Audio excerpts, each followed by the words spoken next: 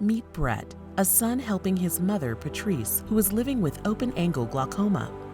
When my mom was first diagnosed with glaucoma, it just felt like something that was off the radar, in the sense that I didn't really quite know what glaucoma was, except for as a word and the fact that it affected your eyes.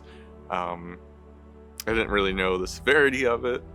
Brett's mom, Patrice, was diagnosed with glaucoma during Brett's senior year of college. Although Patrice had a family history of the disease, it came as a shock to the family due to the severity of her condition.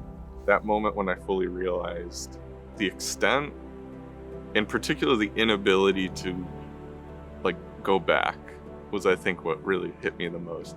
That's one thing to temporarily lose some of your sight, but the idea of her permanently losing that much of the periphery was something that I thought about for a long time. After college, Brett was faced head-on with what his mom was experiencing with glaucoma and adapted to the role as a secondary caregiver with his dad, Bob. Now that there's been a bit of a role reversal from being, especially I think the youngest son, so even my own brothers were kind of like mini parents to now kind of being not quite on the other side of that, but approaching that other side or doing things on the other side as a role of caregiver.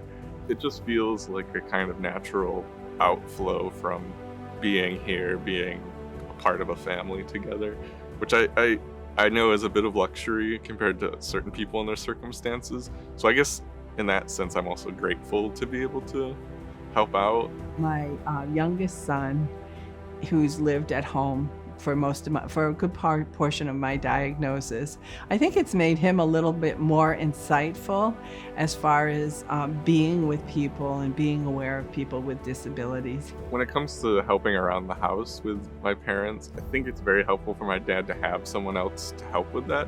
Just because, we do a lot of the same things, like making sure glasses aren't too close to the edge of tables, moving shoes out of the way, cleaning the dishes.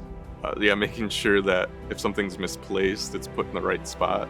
I almost look at it kind of like fairy tales, like elves, where it's all these little quiet kind of things that we're doing that I don't think matter much, but the two of us kind of are able to. In terms of the future, Brett and his brothers are now diligent with taking precautions and getting their eyes checked since it runs in the family.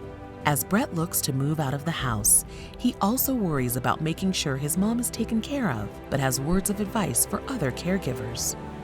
As you take more of ownership emotionally and I think labor-wise with someone as a caregiver, there's I think a sense of anxiety that grows in terms of there's kind of that fear of what may happen if things get worse or if something bad happens, and what you would do and how you would feel and how they would feel. I think you have to kind of find your balance or your place within that situation or relationship, learning the little ways that it affects someone's life and how to be helpful or responsive to that.